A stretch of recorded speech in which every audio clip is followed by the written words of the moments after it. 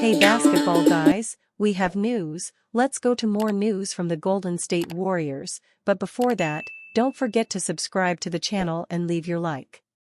The Warriors are in trouble and making moves to bring in a star will be the only way to get back to an NBA dynasty. Former Warriors player Kevin Durant is unhappy at the Phoenix Suns and could ask for a change at any time and return to the Warriors. The Warriors want to be champions again and Kevin Durant also wants to be champions. Rumors arise that Kevin Durant wants to play with Stephen Curry again. The groundwork is being laid for the Phoenix Suns to move on from Kevin Durant and start from scratch. That could open the door for Durant to reunite with the Golden State Warriors. Suns struggles could lead to Kevin Durant trade. The Suns' woes in 2024 don't all fall on Durant's shoulders. The superstar forward has played at an MVP level this season, averaging 27.7 points and 6.5 rebounds per game. However, their team's fabric just has not worked since he moved to Phoenix. Now leading a formidable Big Three including All-Star Devin Booker and star guard Bradley Beal, the Suns have not capitalized on arguably the most formidable scoring trio in the NBA. Sitting below .500 at 15-17 on the year as the number 11 seed in the Western Conference, tensions are high in the Valley. Michael Signs of Sir Charles in Charge shared this bit from Booker about where the team's morale is at this juncture of the campaign, and what that could mean for Phoenix ahead of the February 6 trade deadline. In the words of Devin Booker, the frustration level is high for the team as they continue to struggle with inconsistency. At this point, there are some very big questions about this team's future that will need to be answered over the next few weeks. With the NBA trade deadline quickly approaching, it's only natural to wonder what the future could hold. And if the front office doesn't believe this team can turn this season around in the second half of the year, perhaps it's time to make a bold move, Signs wrote. Durant could stop finals drought and Warriors reunion. To add to the interesting dynamic that's unfolding, Durant shared a photo dump on Instagram on Wednesday which included a picture of himself with his former Warriors superstar teammate Stephen Curry during the 2024 Summer Olympics in Paris, France, hat tip Farbad Esnashari of Golden State Warriors on SI. Overreaction should not be made over the post, but with the way the sports world has gone of late, any message could be a cryptic message. That being said, it would not be far-fetched for the Suns to mull moving Durant and initiate a rebuilding. This could have major implications for a Warriors team that has also struggled in a similar fashion. Golden State is not much better than Phoenix this season, only one game better than the latter with a 16-16 record. The Dubs are actively seeking another All-Star player to pair next to Curry for another title run. Durant's divorce from the Warriors has been more favorable for Golden State than the former 2014 NBA MVP, as the Warriors won a fourth championship in 2022.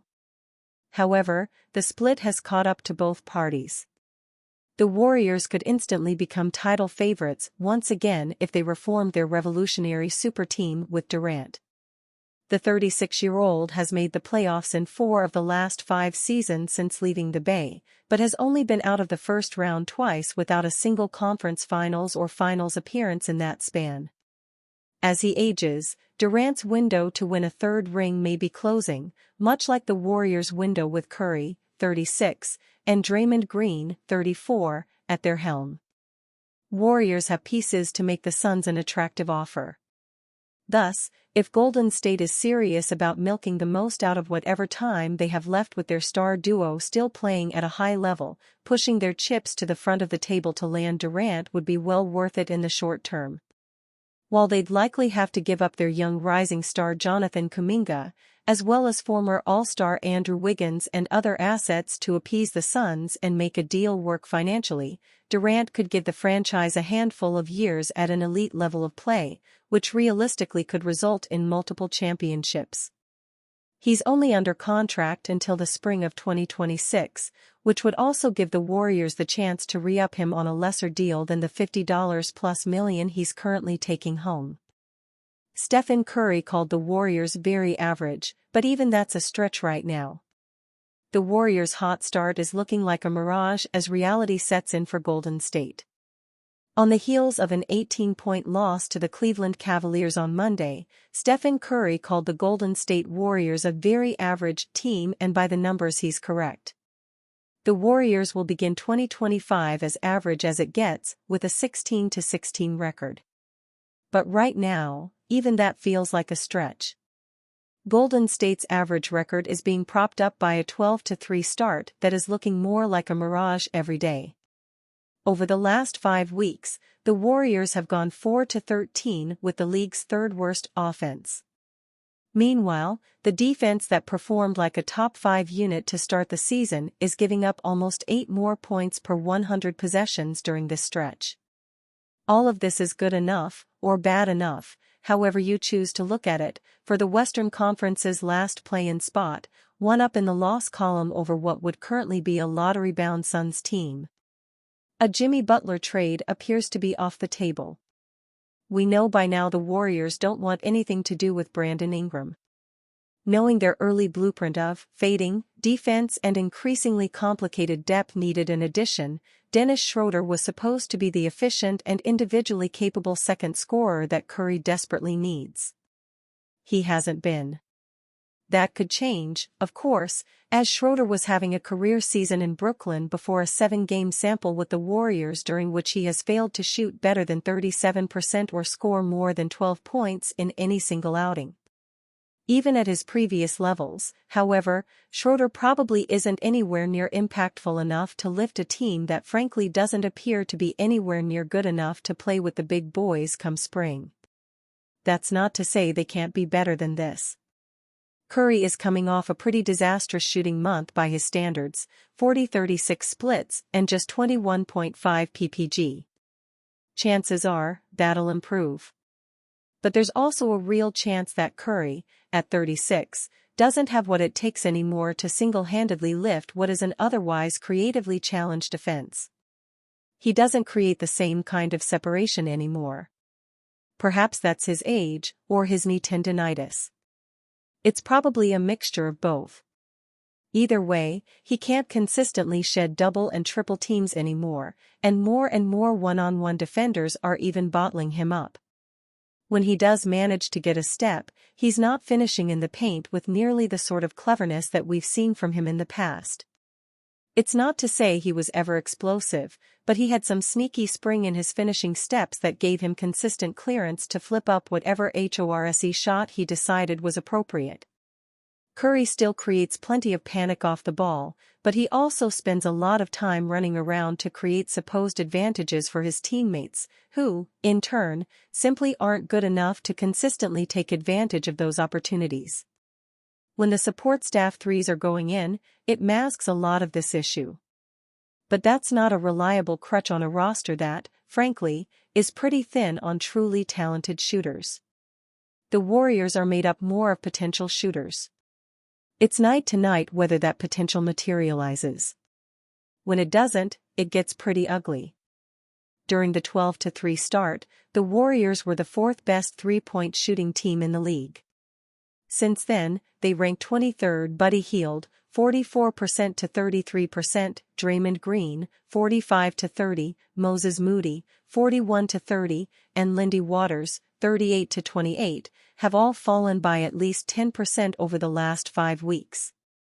Now, even with his own struggles over this stretch, Curry is still able to keep the Warriors, on paper, more than respectable on offense, where they register a 118 rating, which would rank 4th best league-wide, when he's on the court.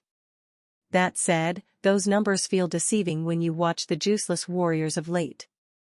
Defenses are a lot more hip to Golden State's randomness these days. You can only create so many split-action shots, and switching off ball can literally keep the ball completely out of Curry's hands for possessions at a time. It's uphill even with Curry on the court, despite what the numbers say. But when he goes off the court, forget about it.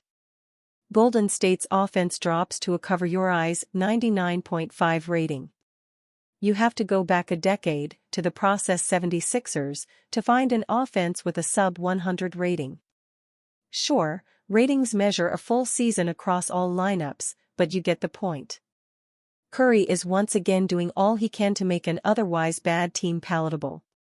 But these New Age Warriors fans, who have, for the most part, only known championship basketball, don't do palatable.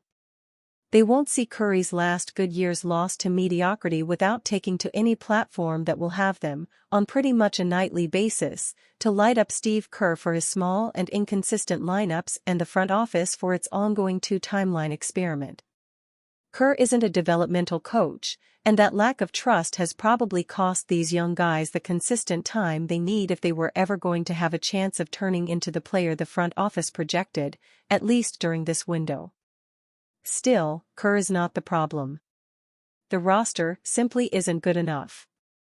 As for upgrading that roster, you can understand the front office's hesitance or, to this point, outright refusal to mortgage the future, however unpromising that future will likely end up being without Curry anyway, for a short-term trade when the team isn't close to contention anyway. Honestly, who takes this team to a legit championship level?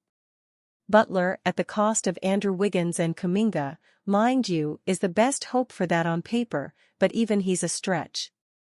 And again, Butler's not even available, according to Pat Riley.